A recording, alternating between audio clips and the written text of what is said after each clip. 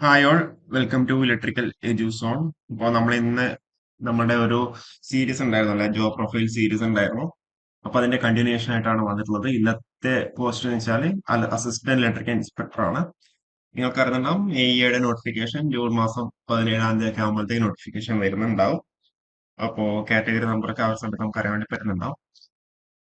ഇനി നമ്മൾ ഇന്നത്തെ വീഡിയോയിൽ നമ്മൾ ഡിസ്കസ് ചെയ്യാൻ വേണ്ടി പോകുന്നുണ്ടാവാം അസിസ്റ്റന്റ് ഇലക്ട്രിക്കൽ ഇൻസ്പെക്ടറിന്റെ job profile, organisation structure, cadre strength, അതേപോലെ പ്രൊമോഷൻ, എങ്ങനെയൊക്കെ പ്രൊമോഷൻ കിട്ടാം എന്നുള്ള കാര്യങ്ങളൊക്കെയാണ്. അതുകൂടാണ്ട് service of department of electrical inspectorate നൽകുന്ന സേവനങ്ങൾ എന്തൊക്കെയാണെന്നും അതേപോലെ duties and responsibilities of assistant electrical inspector.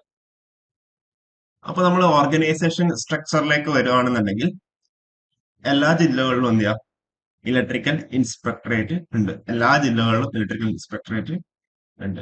14 ജില്ലകളിലും ഇലക്ട്രിക്കൽ ഇൻസ്പെക്ടറേറ്റ് ഉണ്ട്. തിരുവനന്തപുരത്താണെന്നുണ്ടെങ്കിൽ അവിടെ എന്ത് ചെയ്യാം, നമ്മളെ ചീഫ് ഇലക്ട്രിക്കൽ ഇൻസ്പെക്ടറിന്റെ ഒരു ഓഫീസ് ഉണ്ട്.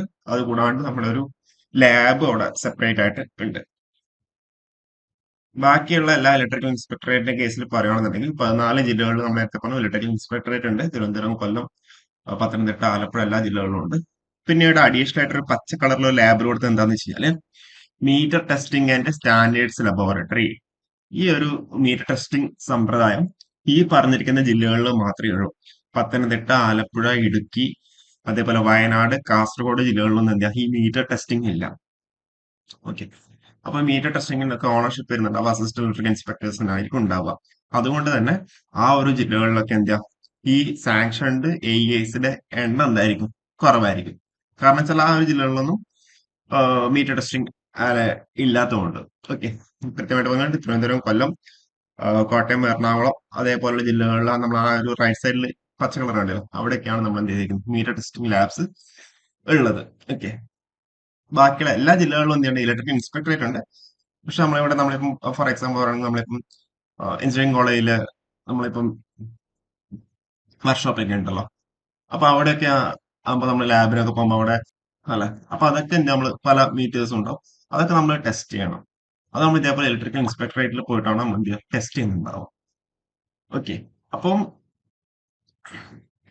എന്ത് ചെയ്യണം, അതുകൊണ്ട് തന്നെ അവിടെയൊക്കെ എന്താ എഇഐസിന്റെ എണ്ണം മേ ബി അവിടെ സാങ്ഷൻ സ്ട്രെങ്ത് കുറവായിരിക്കും. ഈ ജില്ലകളിലൊക്കെ പത്തനംതിട്ട, ആലപ്പുഴ, കാസർഗോഡ്, ഇടുക്കി പോലുള്ള ജില്ലകളിൽ. അപ്പൊ ഇതാണ് മെയിൻ ആയിട്ടുള്ള പോയിന്റ്. അതായത് എല്ലാ ജില്ലകളിലും ഇലക്ട്രിക്കൽ ഇൻസ്പെക്ടറേറ്റ് ഉണ്ട്. ഈ പറഞ്ഞിരിക്കുന്ന പച്ച മാർക്ക് ചെയ്ത സ്ഥലങ്ങളിൽ എന്താ അവിടെ meter testing and standards laboratory അവിടെ ഉണ്ട്. Okay.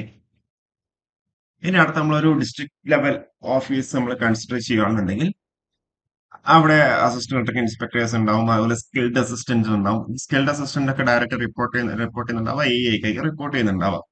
Skilled assistant notification already വന്നിട്ടുണ്ട്. അതിന്റെ എക്സാം ഡേറ്റ് ജൂണിലോ മറ്റോ ആണെന്ന് തോന്നുന്നു. ഓക്കെ. അപ്പം ഈ അസിസ്റ്റന്റ് ഇലക്ട്രിക്കൽ ഇൻസ്പെക്ടേഴ്സ് റിപ്പോർട്ട് ചെയ്യുന്നുണ്ടാവുക ഡെപ്യൂട്ടി ഇലക്ട്രിക്കൽ ഇൻസ്പെക്ടറിനായിരിക്കും റിപ്പോർട്ട് ചെയ്യുന്നുണ്ടാവുക. അപ്പൊ ഈ ഡെപ്യൂട്ടി ഇലക്ട്രിക്കൽ ഇൻസ്പെക്ടർ എന്ത് ചെയ്യുന്നുണ്ടാവും, റിപ്പോർട്ട് ചെയ്യുന്നുണ്ടാവും ഇലക്ട്രിക്കൽ ഇൻസ്പെക്ടറിനായിരിക്കും. അതായത് ഒരു ഡിസ്ട്രിക്ട് ലെവൽ ഓഫീസിന്റെ അതോറിറ്റി എന്ന് പറയുന്നത് ഹയർ പോസ്റ്റ് എന്ന് പറഞ്ഞ ഇലക്ട്രിക്കൽ ഇൻസ്പെക്ടർ ആണ്. എല്ലാ ജില്ലകളിലും എന്ത് ചെയ്യാം, ഓരോരോ ഇലക്ട്രിക്കൽ ഇൻസ്പെക്ടേഴ്സ് ഉണ്ടാവും. ഓക്കെ. അപ്പം അതായത് എഇഐ ഡിവൈ ഡെപ്യൂട്ടി ഇലക്ട്രിക്കൽ ഇൻസ്പെക്ടറിനെ റിപ്പോർട്ട് ചെയ്യും. ഡെപ്യൂട്ടി ഇലക്ട്രിക്കൽ ഇൻസ്പെക്ടർ എന്താ ഇലക്ട്രിക്കൽ ഇൻസ്പെക്ടറിനായിരിക്കും റിപ്പോർട്ട് ചെയ്യുന്നുണ്ടാവാം. അതുകൂടാണ്ട് അവിടെ L D C, U D C, L D clerk, U D clerk, അവിടെ സ്കിൽഡ് അസിസ്റ്റന്റ്, അതേപോലെ ഹെഡ് ക്ലർക്ക്, ടൈപ്പിസ്റ്റ്, അങ്ങനെ പല പോസ്റ്റുകളും ഉണ്ട്. നമ്മൾ ജസ്റ്റ് ഒരു എക്സാമ്പിൾ പറഞ്ഞാൽ നമ്മളെ ഇൻസ്പെക്ടർ ഡയറീസ് നടത്തിയാണ്. ഇത് ആക്ച്വലി 2010 2022 ലേറ്റസ്റ്റ് ഉണ്ട്. അതിനെ ബേസ് ചെയ്തിട്ട് നമുക്ക് കാഡർ സ്ട്രെങ്ത് ഒക്കെ പറയുന്നുണ്ടാവാം. 2022 എന്റെ കയ്യിൽ അവൈലബിൾ ആയിട്ടില്ല, അതുകൊണ്ടാണ് അതിന്റെ ഡീറ്റെയിൽസ് ഞാൻ പറയാത്തത്. അപ്പൊ നമ്മൾ ഇതിന്റെ പ്രൊമോഷൻ ക്രൈറ്റീരിയാസ് പറയുമ്പോൾ ഫസ്റ്റ് നിങ്ങൾ എന്താ അസിസ്റ്റന്റ് ഇലക്ട്രിക്കൽ ഇൻസ്പെക്ടർ ആയിട്ടായിരിക്കും നിങ്ങൾ കയറുന്നുണ്ടാവുക.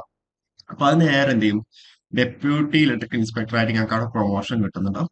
അതിനുശേഷം ഇലക്ട്രിക്കൽ ഇൻസ്പെക്ടർ ആയിട്ട് എന്ത് ചെയ്യാം, നിങ്ങൾക്ക് അവിടെ പ്രൊമോഷൻ കിട്ടി. അപ്പോൾ ഓരോ ജില്ലയിലും എന്താ ഓരോരോ ഇലക്ട്രിക്കൽ ഇൻസ്പെക്ടേഴ്സ് ഉണ്ടാവും.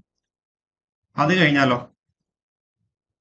ഇലക്ട്രിക്കൽ ഇൻസ്പെക്ടർ നേരെ ഡെപ്യൂട്ടി ചീഫ് ഇലക്ട്രിക്കൽ ഇൻസ്പെക്ടർ ആയിട്ടായിരിക്കും നിങ്ങൾക്ക് പ്രൊമോഷൻ കിട്ടുന്നുണ്ടാവുക. Deputy chief electrical inspector. അത് കഴിഞ്ഞാലോ additional chief electrical inspector. Additional chief electrical inspector. അത് കഴിഞ്ഞാലോ chief electrical inspector. Chief electrical inspector ആണ് എന്ത് ചെയ്തിരിക്കുന്നത്? നമ്മളെ ഏറ്റവും, അതായത് നമ്മളെ ഇലക്ട്രിക്കൽ ഇൻസ്പെക്ടറേറ്റിന്റെ ഏറ്റവും വലിയ ഹയർ അതോറിറ്റി എന്ന് പറയുന്നത് chief electrical inspector to the government of Kerala എന്ന് പറയുന്നത് പോസ്റ്റാണ് ഇതിലുണ്ടാവുക. Okay, chief electrical inspector. അപ്പൊ അസിസ്റ്റന്റ് ഇലക്ട്രിക്കൽ ഇൻസ്പെക്ടർ, നേരെ deputy electrical inspector, electrical inspector. Electrical inspector എന്നാൽ ഓരോ ജില്ലയിലും ഹയർ പോസ്റ്റ് ആണ്. അത് കഴിഞ്ഞാൽ deputy chief electrical inspector, additional chief electrical inspector, പിന്നെയാണ് chief electrical inspector to the government of Kerala. Okay, ഇതാ ഒരു നിങ്ങൾക്ക് നോക്കിക്കഴിഞ്ഞാൽ തന്നെ മനസ്സിലാവും. തിരുവനന്തപുരത്ത് നമ്മൾ നേരത്തെ പറഞ്ഞ പോലെ മീറ്റർ ടെസ്റ്റിംഗ് നമ്മൾ ഏറ്റവും ചീഫ് ഇലക്ട്രിക്കൽ ഇൻസ്പെക്ടറിന്റെ ഓഫീസ് ഉണ്ടെന്ന് പറഞ്ഞു. അതുകൂടാണ്ട് meter testing and standards laboratory Thiruvananthapuram ഉണ്ട്. പിന്നെ ഇലക്ട്രിക്കൽ ഇൻസ്പെക്ടറേറ്റ് തിരുവനന്തപുരം ഉണ്ട്. ഇത് ഓരോരോ ജില്ലയിലും സാങ്ഷൻഡ് ആയിട്ടുള്ള അസിസ്റ്റന്റ് ഇലക്ട്രിക്കൽ ഇൻസ്പെക്ടേഴ്സിന്റെ സ്ട്രെങ്ത് ആണ്. ഇതിൽ ചേഞ്ചസ് ഉണ്ടാവും, കൂടുതൽ വരുന്നുണ്ടാവും. അതേപോലെ നമ്മളിപ്പോൾ പറയുന്നത് പത്തനംതിട്ട പോലെയുള്ള ജില്ലകളിലൊക്കെ എന്ത് ചെയ്യാം, പത്തനംതിട്ട, കാസർഗോഡ്, വയനാട് പോലെയുള്ള ജില്ലകളിലൊക്കെ എയുടെ എണ്ണം കുറവാണ്. നേരെ മറിച്ച് എറണാകുളം, തിരുവനന്തപുരം ഉള്ള ജില്ലകളിലൊക്കെ എന്ത് ചെയ്യാം, എയുടെ എണ്ണം കൂടുതലാണ്. ഓക്കെ, പറഞ്ഞ പോയിന്റ് ക്ലിയർ ആണ്. ഇതൊരു സ്റ്റേറ്റ് വൈഡ് നോട്ടിഫിക്കേഷൻ ആയതുകൊണ്ട് തന്നെ, സ്റ്റേറ്റ് വൈഡ് റിക്രൂട്ട്മെന്റ് ആയതുകൊണ്ട് തന്നെ അത് വലിയ കാര്യമുള്ള കാര്യമല്ല.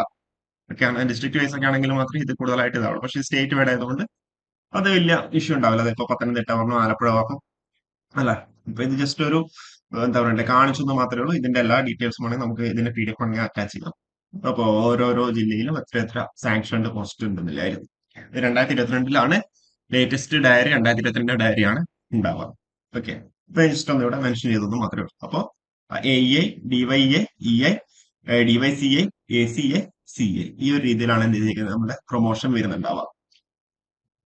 ഇനിയിപ്പോ എന്തൊക്കെ സർവീസ് ആണ് ഇലക്ട്രിക്കൽ ഇൻസ്പെക്ടറേറ്റ് നൽകുന്നതിലാണ് കാര്യം. Scrutiny of the electrical installation schemes, അതേപോലെ അപ്രൂവൽ ഓഫ് സ്കീംസ്, അതേപോലെ initial inspection and issue of safety certificates, അല്ലെ. അതായത് പല ഇലക്ട്രിക്കൽ കോൺട്രാക്ടേഴ്സും ക്യാരി ചെയ്ത വർക്കുകൾ ഉണ്ടാവും. അതൊക്കെ നമ്മൾ ഇൻസ്പെക്ട് ചെയ്തിട്ട് നമ്മൾ എന്ത് ചെയ്യണം, സേഫ്റ്റി സർട്ടിഫിക്കറ്റ് കൊടുക്കണം. അതുപോലെ periodical inspection of electrical installations, extra high tension lines, അത് കാര്യങ്ങളൊക്കെ ഉണ്ടാവും, അല്ലെ. അതേപോലെ നിങ്ങൾക്ക് അറിയുന്നുണ്ടാവും ലൈസൻസ് കൊടുക്കുക, അല്ലെ.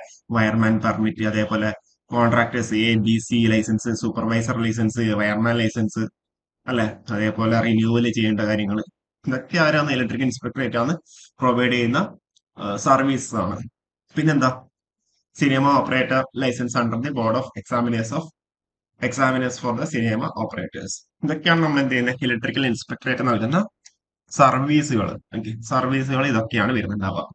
ഓക്കെ, നിങ്ങൾക്ക് അറിയുന്ന തന്നെ ആയിരിക്കും. നമ്മൾ മെയിൻ ആയിട്ട് ഇപ്പൊ പറയുകയാണെന്നുണ്ടെങ്കിൽ പല ഹൈ അല്ലെങ്കിൽ എക്സ്ട്രാ ഹൈ ടെൻഷൻ അല്ലെങ്കിൽ ഹൈ ടെൻഷൻ ഇൻസ്റ്റാളേഷൻസ് ഉണ്ട്. അതിന്റെയൊക്കെ സപ്ലയേഴ്സ് ഉണ്ടാവും, അല്ലെങ്കിൽ ലൈസൻസ് ഉണ്ടാവും. അതേപോലെ പല പല രീതിയിൽ നമുക്ക് അവിടെ ഇൻസ്പെക്ഷൻസ് നടത്തേണ്ടി വരും. അതൊക്കെ എന്താ ഈ ഒരു ഇലക്ട്രിക്കൽ ഇൻസ്പെക്ടറേറ്റ് നൽകുന്ന സേവനങ്ങളാണ്. അപ്പൊ അതിലെല്ലാം അസിസ്റ്റന്റ് ഇലക്ട്രിക്കൽ ഇൻസ്പെക്ടർ ആയിരിക്കില്ല. അതിനൊക്കെ നമുക്ക് ഒരു സെറ്റ് ഓഫ്, നമ്മൾ എക്സാമ്പിൾ പറഞ്ഞത് ജനറേറ്റേഴ്സിന്റെ ഒക്കെ ഇൻസ്പെക്ഷൻ വരുമ്പോൾ ഇത്ര റേറ്റിംഗുകളാണെന്നുണ്ടെങ്കിൽ അത് ആയിരിക്കും കൊടുക്കേണ്ടി വരിക.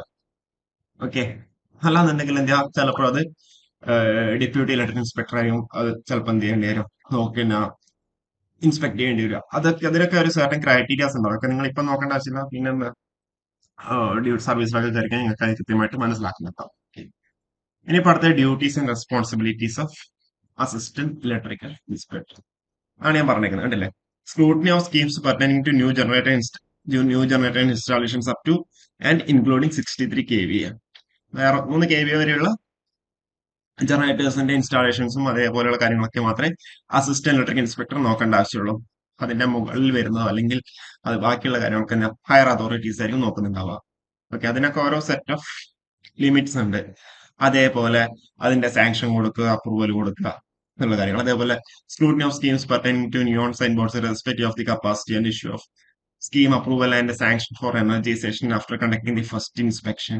Scrutiny of schemes pertaining to addition of medium voltage equipment installations up to and including 70 kVA and issuance of same approval അതേപോലെ sanction of for energization after conducting the first inspection. പിന്നെ scrutiny of schemes pertaining to the distribution transformers irrespective of the capacity. അതിന്റെ capacity ആയിട്ട് തന്നെ എന്ത് നമുക്ക് അതിന്റെ approval കൊടുക്കാം. Periodical inspection testing of MV installations, periodical inspection testing of generator installations up to 63 kVA. അതേപോലെ periodical inspection and testing of neon sign boards and x ray machines. Periodical inspection of electrical installations at high rise buildings other than HT. അതേപോലെ inspection of temporary electrical installations up to and including 63 kVA including VIP visits. VIP visit സമയത്ത് നമ്മളിപ്പോ ഒരു example പറയുകയാണെങ്കിൽ നമ്മളിപ്പോ ജില്ലയിൽ ഇപ്പം governor വരുവാണെന്ന് വിചാരിക്കാം. Governor വരുവാണെന്ന് വിചാരിക്കാം. അപ്പൊ അങ്ങനെയാണെന്നുണ്ടെങ്കിൽ എന്താ ഇപ്പം മേ ബി പിറ്റേ ദിവസം ഇപ്പം തിങ്കളാഴ്ച ഫോർ എക്സാമ്പിൾ തിങ്കളാഴ്ച രാവിലെയാണ് ഗവർണർ വരുന്നത് എന്ന് വിചാരിക്കാം. അപ്പൊ നമുക്കവിടെ ഞായറാഴ്ച നൈറ്റിൽ എന്താ നമുക്കവിടെ ഡ്യൂട്ടി ചെയ്യേണ്ടി വരും. ഞായറാഴ്ച നൈറ്റിൽ നമുക്കവിടെ ഡ്യൂട്ടി ചെയ്യേണ്ടി വരും. അത് നിങ്ങൾക്ക് വേണമെങ്കിൽ പിന്നെ ഒരു ദിവസം ഓഫ് ആയിട്ടൊക്കെ എടുക്കാം. പക്ഷെ ഇങ്ങനെയുള്ള കേസിൽ എന്താ ഒരു എമർജൻസി ഡിപ്പാർട്ട്മെന്റ് ആണ്. എനിക്ക് തോന്നുന്നു ഏതൊരു കമന്റിലോ മറ്റോ ഇങ്ങനെ പറഞ്ഞിട്ടുണ്ടായിരുന്നു. എമർജൻസി ഞാൻ എന്നോട് ആരോ ചോദിച്ചിട്ടുണ്ടായിരുന്നു നൈറ്റിലൊക്കെ ഡ്യൂട്ടി ഉണ്ടാവും. അതേപോലെ ഇതേപോലെ എമർജൻസി കേസ് ഇപ്പൊ VIP വിസിറ്റ് ഒക്കെ വരുന്നുണ്ടെന്നുണ്ടെങ്കിൽ നമുക്ക് അവിടെ എന്താ ഇൻസ്പെക്ട് ചെയ്യേണ്ടി വരും. നമ്മൾ ചിലപ്പോൾ അവിടെ ഡ്യൂട്ടി എടുക്കേണ്ടി വരും. Okay. Quality control inspection of electrical shops godowns and trading premises. അതുപോലെ AC check inspections at AC cinema theatres and verifying the presence of licensed cinema operators by surprise inspections.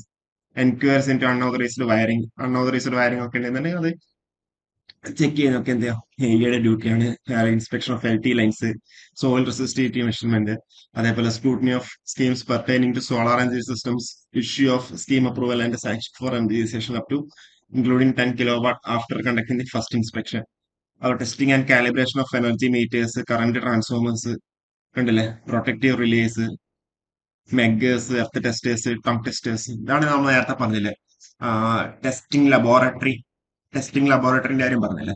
അപ്പൊ അതിനൊക്കെ ഓരോരോ ഇതുണ്ടാവും. അതായത് ചിലപ്പോൾ ഫീൽഡ് അതിലൊക്കെ നമുക്ക് പോകേണ്ടി വരും. ഒക്കെ ആഴ്ച ചിലപ്പോൾ 2 ദിവസമൊക്കെ മാത്രമേ എന്തുള്ളൂ ഫീൽഡ് ഡ്യൂട്ടി ഉണ്ടാവില്ല. ഇപ്പം ഈ ലബോറട്ടറിയിലൊക്കെയുള്ള AES ആണെന്നുണ്ടെങ്കിൽ ഓക്കെ നമ്മളിപ്പം ലബോറട്ടറിയിലൊക്കെയുള്ള അസിസ്റ്റന്റ് ഇലക്ട്രിക് ഇൻസ്പെക്ടർ ആണെങ്കിൽ നമ്മൾക്ക് എന്ത് ചെയ്യാം അവിടെ നമുക്ക് പർട്ടിക്കുലർ 9 to അല്ലെങ്കിൽ 10 to 5 എന്നുള്ള രീതിയിൽ നമുക്ക് അവിടെ എന്താ ഒരു ഷിഫ്റ്റ് നമുക്ക് അവിടെ പറയാൻ വേണ്ടി പറ്റുന്നുണ്ടാവും.